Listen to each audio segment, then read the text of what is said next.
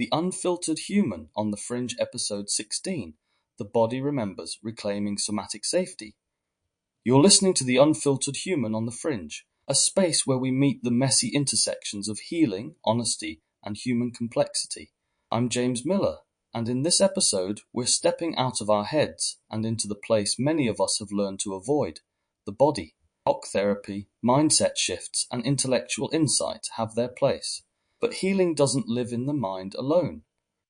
The body stores everything the mind couldn't process, and until we learn to listen to it, we're only healing half the story. In this episode, we explore what it means to reclaim somatic safety, the felt sense that your body is a place you can live in, not escape from. We'll dive into how trauma lives in the body and why talking alone isn't enough, the nervous system survival responses and how they shape emotion, what dissociation feels like, and why it's not your fault, how to begin returning to your body, gently and safely, tools and practices to support embodied healing. This one is for anyone who's ever felt like a floating head with no anchor, for those whose bodies still brace even when nothing's wrong, are the ones who learned to survive by not feeling. Let's begin. The body keeps the score. Why talk therapy isn't always enough theme. Healing below the neck. Many of us start our healing journeys with words. We tell our stories. We make sense of our past. We talk it through. And yet something still aches. Something still clenches. Something still flinches at loud noises or intimacy or stillness. That's because healing doesn't end at insight. The body needs its language of repair. Attributes, somatic memory, body-brain disconnect, cognitive insight versus embodied healing, unresolved tension. This section explores why intellectual awareness isn't the same as embodied resolution, and how to begin healing the disconnection between what we know and what we feel threads to childhood. We're often told that if we just understand our trauma, we'll heal. That naming it is enough. If we trace the threads back to childhood and connect all the emotional dots, the pain will loosen its grip. But that's not how it works for many of us. We can know exactly why we flinch when someone raises their voice, or why intimacy feels terrifying, and still not be able to stop the reaction. Because the reaction isn't rooted in thought. It's in flesh, in fascia, in breath. In the way our shoulders hunch, or our stomach tightens, or our feet start to tap anxiously on the floor without permission. This is the truth so often left out of healing spaces. Your body remembers what your mind tried to forget. And for many, that remembering looks like tension with no name, panic with no story, exhaustion with no clear cause. That doesn't mean you're failing. It means your system is still carrying something that words alone haven't reached. The healing work isn't to replace therapy, it's to complete it, to honor the body as part of the equation, not just the mind's vehicle, but a source of truth, memory, and wisdom of its own. Personal reflection. For a long time, I thought healing was something I could think my way through. I prided myself on how much I'd unpacked. I could map out my family dynamics, articulate my attachment wounds, even recite the psychology behind them. I was fluent in self-awareness, but my body told a different story. I'd wake up already bracing for the day. My jaw would be tight, my breathing shallow. I couldn't sit still without needing to fidget or pace. And when silence fell, real, deep, still silence, I'd feel like I was drowning in it. It wasn't that I hadn't done the work. It's that part of me that had never been invited to the table, the part that didn't speak in words, but in muscle tension, hot cheeks, and chest tightness. The part that had learned, a long time ago, that feeling wasn't safe. What changed things wasn't more analysis. It was stopping long enough to ask, what does my body know that my mind has skipped over? Learning to feel again wasn't graceful. It was clumsy. It was humbling. It was soul-destroying at times, but it was also the first time I felt like I wasn't leaving parts of self behind in the process of healing. Psychological insight. Somatic memory and trauma storage. Dr. Bessel van der Kolk in The Body Keeps the Score explains that trauma isn't just a psychological event. It's a physiological imprint. Traumatic experiences overwhelm the brain's capacity to process, and instead of being integrated into narrative memory, they become trapped in the body as sensation, posture, and reflex. When that unresolved energy doesn't complete its stress cycle, the body keeps reacting even when the danger is gone. This explains why people with trauma may feel unsafe in objectively safe situations. The body isn't responding to the present. It's reacting to the past it never got to release. Healing the body requires slowing down, feeling, listening, and letting those unfinished survival responses complete with support, patience, and gentleness. Insight prompt. Where have you noticed a disconnect between what you know and what your body still responds to? Do you experience physical reactions that your mind struggles to make sense of? Theory in action prompt. This week, practice a body check-in once a day. Sit quietly, breathe, gently scan from your head to your feet. Ask, where is there tension? Where do you feel numb or distant? What sensations are present without needing to change them? Don't analyze, just notice. This is the first step toward making your body a place of listening, not avoidance. Dissociation isn't weakness, it's protection that stayed too long theme. Disconnection as defense dissociation is often misunderstood. It's not laziness, avoidance, or brokenness. It's a brilliant involuntary survival response. This part explores the role of dissociation in trauma survival, what it looks like in daily life, and how to gently return to presence without shame. Attributes: emotional numbing, disembodiment, protective detachment, shame around disconnection, safety mechanisms. We explore how dissociation forms, why it's so common in trauma survivors, and what it means to honor it not as failure, but as protection that once served you well. Protective dissociation doesn't always look dramatic. It can look like spacing out during conversations, forgetting what you just read, feeling like you're watching your life happen from a distance. It can feel like numbness, like static, like time is melting or folding in on itself. For a long time, I thought I just had focus issues, or that maybe I wasn't trying hard enough to be present. But what I came to realize was that my system wasn't malfunctioning, it was protecting me.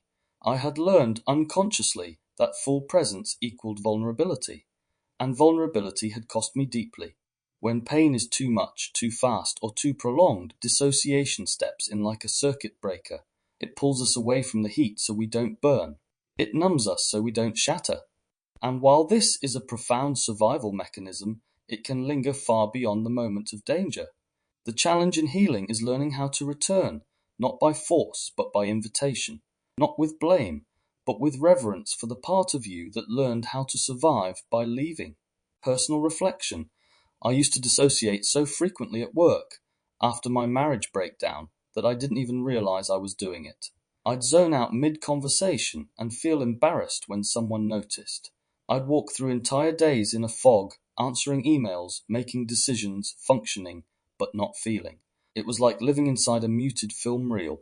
I judged myself for this for a long time, thought I was broken, uncommitted, too, in my head. But the truth was I wasn't in my head at all. I was trying not to be in my body. Once I understood what dissociation was, a kind of soul safety net, the shame started to lift. I began to treat it with more curiosity. I stopped forcing presence and started inviting it. Sometimes I still float away, but now I can notice it. I can breathe. I can return without self-punishment. And that, to me, is healing. Ecological insight. Polyvagal theory and dissociative states, Dr. Stephen Porges' polyvagal theory, helps us understand dissociation through the lens of the autonomic nervous system. When fight or flight isn't possible, especially in chronic or childhood trauma, the body drops into a freeze or dorsal vagal state, shutdown, numbness, collapse. Dissociation is often the nervous system's last resort to preserve energy and minimize perceived danger. It's not a conscious choice, but a reflex rooted in the biology of protection. Healing begins when we stop fighting dissociation and start creating the conditions for safe return. This might involve grounding exercises, co-regulation with safe people, creative expression, or trauma-informed movement, anything that gently reintroduces the body to now. Insight prompt. How does dissociation show up in your daily life, emotionally, mentally, and physically? Can you remember when it first became part of your internal survival toolkit? Theory in action prompt. Try a return to body ritual this week when you notice yourself spacing out. 1. Place both feet flat on the ground. 2. Rub your palms together and place them on your thighs. 3. Say aloud or internally, it's safe to be here now. 4. Name 5 things you can see, hear, or feel. This isn't to force presence, it's to offer it gently. You don't have to come back all at once. You just have to remember the path home. Tension as testimony. Listening to what hurts theme. The body's language of survival muscle tension, tight jaws, shallow breath. These aren't just physical quirks. They're often unspoken memories. This part explores how chronic tension is the body's way of remembering, protecting, and adapting. The question is, are we listening?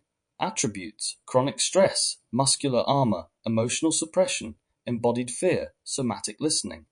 We examine the link between experience and present-day tension.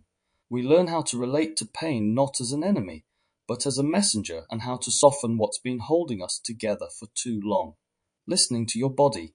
Sometimes the body keeps the score in whispers, a headache after conflict, a clenched stomach before opening an email, shoulders that won't relax, no matter how many massages you get. We often treat these aches as annoyances, something to work out, push through, or ignore. But what if they're not just physical responses? What if they're stories the body hasn't stopped telling?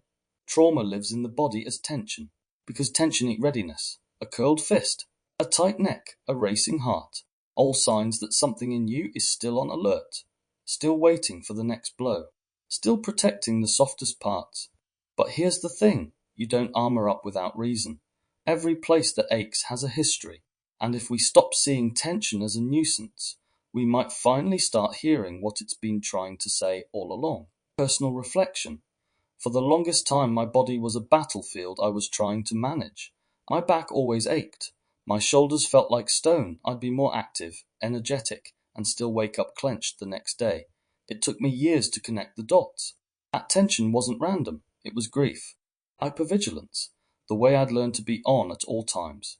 A nervous system that didn't believe it was ever truly safe to rest. I started to slow down, not just physically, but emotionally. I began asking questions. What am I bracing for?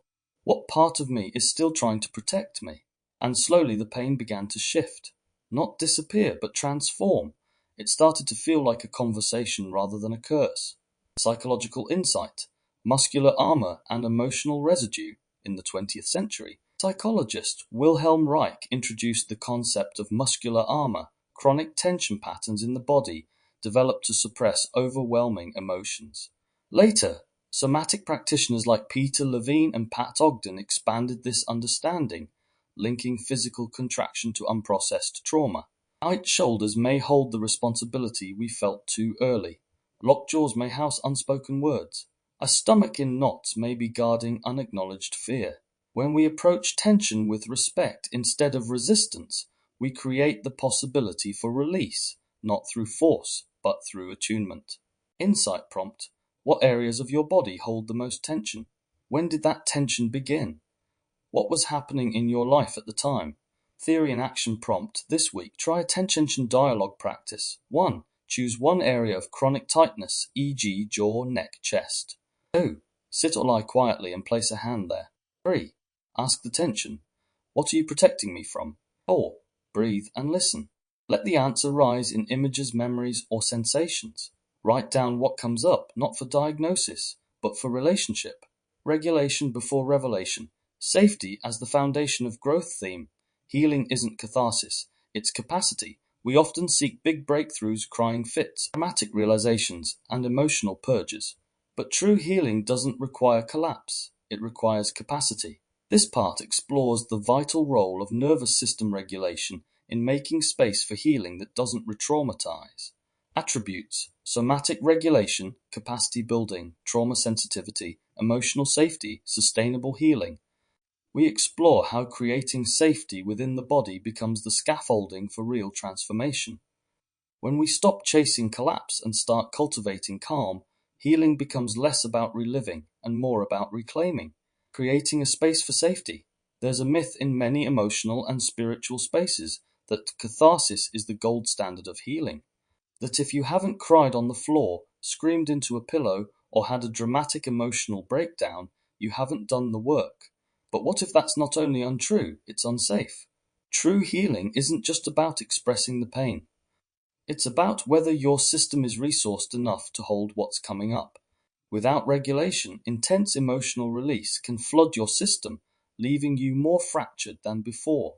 I've seen people chase breakdown after breakdown, thinking it's a sign of progress, when what they needed was to learn how to stay present with smaller waves first, to widen their window of tolerance, to recognize that peace isn't a step backwards, it's a sign of readiness. We don't need to burn down our nervous systems to prove we're healing. We need to build foundations that hold what rises. Personal reflection. At the beginning of my healing journey, I thought intensity meant progress. I'd push myself into deep emotional processes, trying to extract the root of my pain all at once, crying, constant, repetitive, and intrusive thoughts. Afterwards, I didn't feel better, I felt empty. My nervous system was exhausted, my body buzzed with panic, and I often found myself more disconnected than when I started. It took me a long time to understand that emotional collapse isn't healing, it's survival mode in disguise. What I needed wasn't more depth, it was more safety. Now I approach my healing like tending a fire. Not all in, all out, but steady. Gentle, grounded. I track my breath. I monitor my energy. I stop before the overwhelm. And for the first time, healing feels sustainable, not like a series of emotional emergencies, but like a long walk back home. Psychological insight. The window of tolerance and co-regulation psychiatrist and trauma expert Dr. Dan Siegel introduced the window of tolerance as the optimal range in which we can process emotions and experiences without becoming overwhelmed. When we're within the window, we feel calm and connected. When we fall outside it, we may go into hyperarousal, anxiety, panic, rage, or hypoarousal, numbness, shutdown, dissociation. Many trauma survivors mistakenly view these swings as necessary, mistaking intensity for depth. But true transformation occurs within the window, when our nervous systems feel safe enough to stay present with what arises.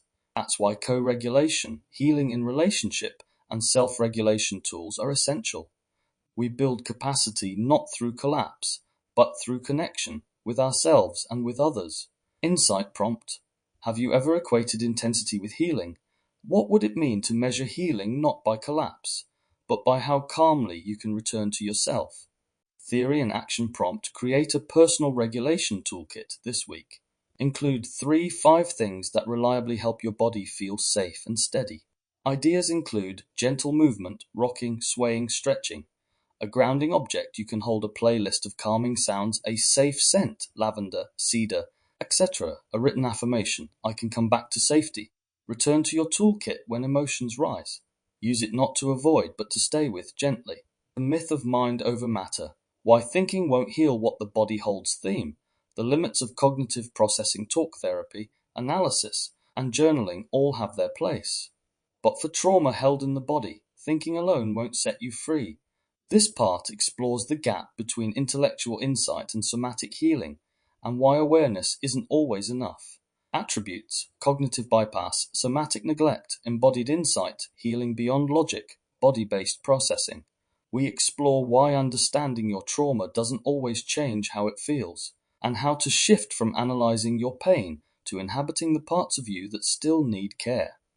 You can't think your feelings, you can know the why and still feel the ache.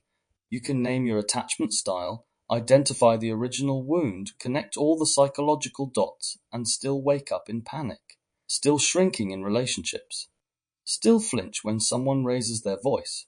For a long time, I thought healing meant becoming smarter about my trauma.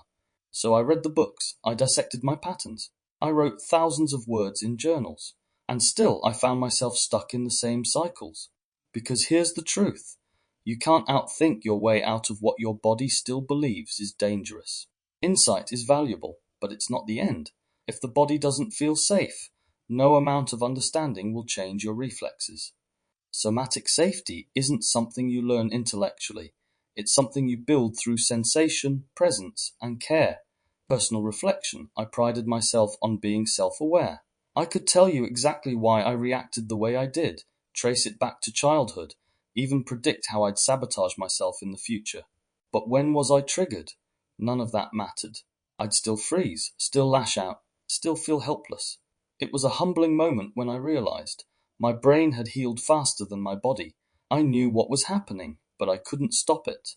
That's when I began shifting into somatic work. Breath, movement, noticing, releasing, letting my body have a say. It was slower than I expected, quieter, less dramatic than insight. But it changed everything. Not because I understood more, but because I felt differently. Psychological insight. Cognitive bypass and embodied memory cognitive bypass refers to the tendency to use logic or intellectual understanding to avoid feeling painful emotions. It's often an unconscious defense, especially for people who've survived emotional neglect, where insight was safer than vulnerability. Somatic practitioners like Peter Levine and Bessel van der Kolk have shown that trauma lives in the body, in the nervous system, the fascia, the breath patterns, and can't be fully resolved through words alone. This doesn't mean talk therapy is useless. It means it's incomplete without embodied integration. The brain might know you're safe, but until the body agrees, healing remains out of reach. Insight prompt. What's something you understand about your pain, but still feel stuck in? Where has logic outpaced embodiment? Theory in action prompt this week. Pair an emotional trigger with a somatic response, not an analysis. Example. If you feel anxiety in social settings, place your hand over your heart and breathe into your feet.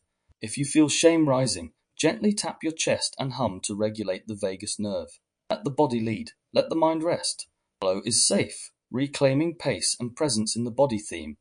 Repatterning the rhythm of survival trauma speeds us up. It makes us rush, anticipate, overperform, or shut down when stillness arrives.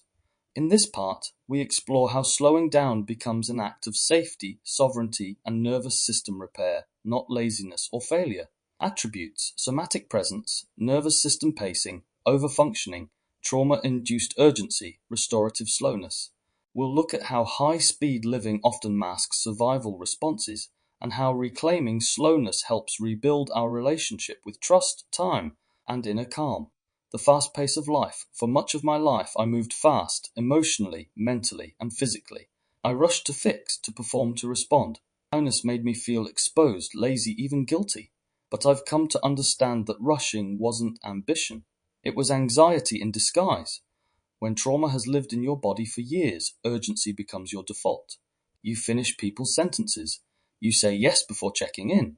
You reach for solutions before asking what's needed.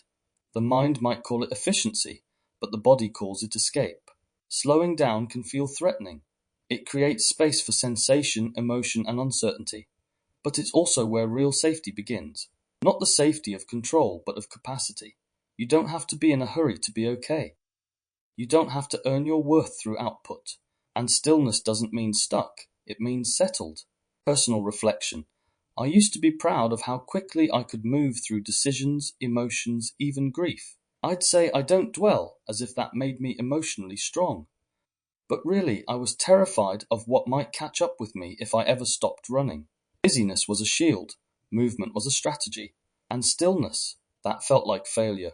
It took burnout, physical, emotional, and spiritual, for me to slow down, to stop treating pace like a performance metric. And when I finally did, I started noticing things I'd been numbing for years. Tension in my chest, sadness in my gut, fatigue that sleep alone couldn't fix. Slowness reintroduced me to myself. It was awkward at first, but with each pause, each breath, each moment of non-doing, I began to feel held, not by anyone else, but by my own body. Now, I honor slowness as medicine, not something I earn, but something I deserve. Psychological insight. Trauma and the speed of survival trauma shifts the nervous system into persistent states of hyperarousal or dissociation, both of which distort our relationship with pace. Hyperarousal often looks like urgency, overthinking, overworking, or compulsive activity. Hypoarousal, on the other hand, may look like shutdown, numbness, or exhaustion masked as laziness. Polyvagal theory, developed by Dr. Stephen Porges, explains how safety is deeply linked to our sense of time. When we feel safe, we slow down. When we don't, we rush, emotionally and physiologically, to escape discomfort. Repatterning this requires conscious, compassionate practice, noticing when urgency hijacks us, asking, is this speed necessary or is it habitual? And then permitting ourselves to slow down without punishment. Insight prompt. Where in your life does urgency show up as a survival response? What beliefs do you carry about slowness, rest, or stillness? Try this somatic slowing practice. 1. Sit or lie down with your spine supported. 2. Inhale slowly for 4 counts, hold for 4, exhale for 6. Repeat 4 times. 3. Ask your body, what are you rushing away from? Just listen, no fixing. 4. Says it's safe to slow down now. Use this as a ritual before making decisions, responding to messages, or ending your day. Feeling from the inside out, building interoceptive trust theme. Listening to the body's wisdom healing isn't about controlling the body, it's about reconnecting with it. This part explores interoception, the ability to sense internal signals, and how rebuilding trust with those sensations helps us anchor safety from the inside out. Attributes: interoception, somatic awareness, inner listening, body-led healing, self-attunement. We examine how trauma disrupts the relationship between sensation and meaning, and how learning to interpret the body's cues becomes a powerful path toward embodied safety and self-trust. Ignored signals. So much of my life was spent ignoring my body's signals. Hunger, fatigue, stress. I'd override them all with logic or obligation. I prided myself on pushing through. Listening inward didn't seem like a strength. It seemed like a liability. But the cost of that disconnection was high. I didn't recognize overwhelm until it became collapse. I didn't sense burnout until it took me out completely. I didn't know how to tell the difference between I'm unsafe and I'm just scared. Relearning to feel from the inside out, not just in reaction to crisis, but as a baseline, changed everything. I began noticing subtleties: tension before anxiety, tightness before shutdown, heat before anger. My body was never silent. I had just stopped listening. And when I began listening again, I realized my body wasn't my enemy. It was my ally, my guide, my compass home. Personal reflection: I used to treat my body like a tool, something to manage, monitor, or manipulate. If it wasn't performing well, I'd get frustrated. If it had needs, I'd ignore them. I'd listen to my mind first, every time. But I started to see the cracks in that logic. I was exhausted, reactive, and prone to spirals that came out of nowhere. Only they didn't. The signals were there, I just wasn't attuned. Slowly I began checking in. How does my chest feel right now? My jaw, my belly, is there tightness? Numbness, warmth, fear? It was awkward at first. I didn't always have the words, but something shifted when I stopped demanding explanations and started offering curiosity. My body didn't need to be fixed, it needed to be felt. That's what trust looks like now, not perfect alignment, but presence. Not control, but conversation. Psychological insight. Interoception and trauma recovery. Interoception is the sense that allows us to perceive the internal state of our body, hunger, heartbeat, tension, and temperature. According to neuroscientist Dr. Lisa Feldman Barrett, interoceptive awareness plays a central role in emotional intelligence and regulation. Trauma can blunt or distort interoceptive signals. Survivors often struggle to identify what they feel or misinterpret signals as danger, even when no threat is present. Rebuilding this connection requires non-judgmental attention. Somatic therapies, like sensoromotor psychotherapy or somatic experiencing, help individuals reconnect with internal cues in a safe, regulated way. When we can feel ourselves clearly, we can care for ourselves wisely. Insight prompt: what internal signals do you tend to override or mistrust? What would it mean to listen inward without needing to justify what you find? Theory in action prompt practice: a daily body scan with compassion. Try this for 5-10 minutes each morning or evening. 1. Sit or lie in a quiet space. 2. Slowly move your attention through your body from crown to toes. 3. At each point ask, what do I notice here? What wants to be known? 4. Resist the urge to explain or change anything. 5. End by placing one hand on your heart and saying, thank you for letting me listen. This is how trust begins, not with perfect answers, but with consistent presence. The slow return to self-reclaiming somatic safety isn't a one-time event. It's a slow, layered return to presence, to pace, to body, to breath. It means learning to recognize when urgency isn't truth, when shutdown isn't laziness, and when tension is just a message asking to be met. This work is subtle, but it's radical. Because in a world that teaches us to override, numb, and escape, to feel is to reclaim sovereignty. May this episode remind you, your body is not a battlefield. It's a home you're learning to inhabit again, with softness, with curiosity, and with choice. You don't have to rush, you don't have to force, you don't have to get it right. Healing lives in the quiet returns, the small moments when you choose to stay, to breathe, to feel. In our next episode, we step into the space between knowing and surrender. Faith in the unknown, spirituality without healing, explores what happens when traditional belief systems fall apart, and how we begin to build meaning, not from control but from trust. We'll talk about spiritual trauma, the need for certainty, and how to reclaim a felt sense of connection that doesn't require dogma, denial, or disembodiment.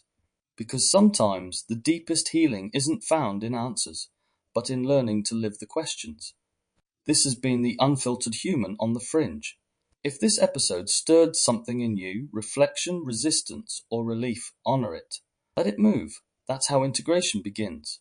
Until next time, stay honest, stay grounded, and keep listening to the truth your body has been waiting to tell. James Miller. If you found value in today's episode, you may also be interested in my broader project, The Inversiverse, a series exploring the hidden architecture of perception, identity, control, and consciousness. Across 20 episodes, The Inversiverse dissects indoctrination, language, media manipulation, dark psychology, belief systems, and the evolution of self in the digital age. You can find all episodes of The Inversiverse on Facebook, YouTube, Rumble, and Substack by searching this place called Earth. These ideas aren't shared to convince you, but to invite you to think, feel, and perceive more consciously in a world designed to keep you distracted. Overview of the Inversiverse, a journey through the mirrors of mind, culture, and control.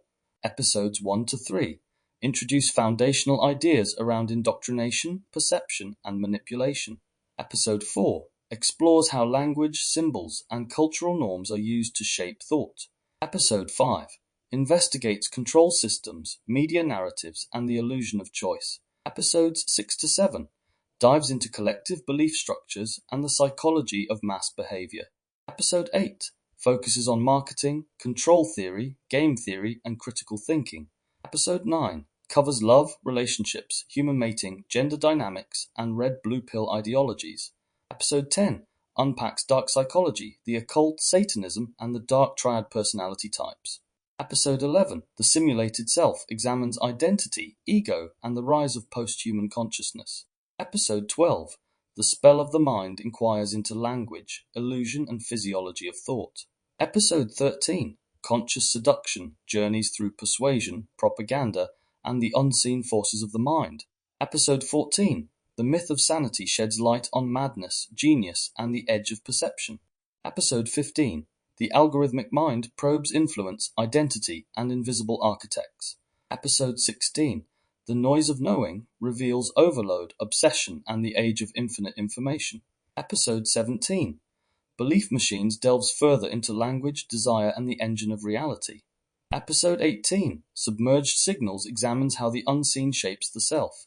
Episode 19, The Alchemy Within traces food, frequency, and the forgotten intelligence of the body. Episode 20, Encoded Flesh scrutinizes and opens up to the forgotten language of the body, DNA, and biological consciousness.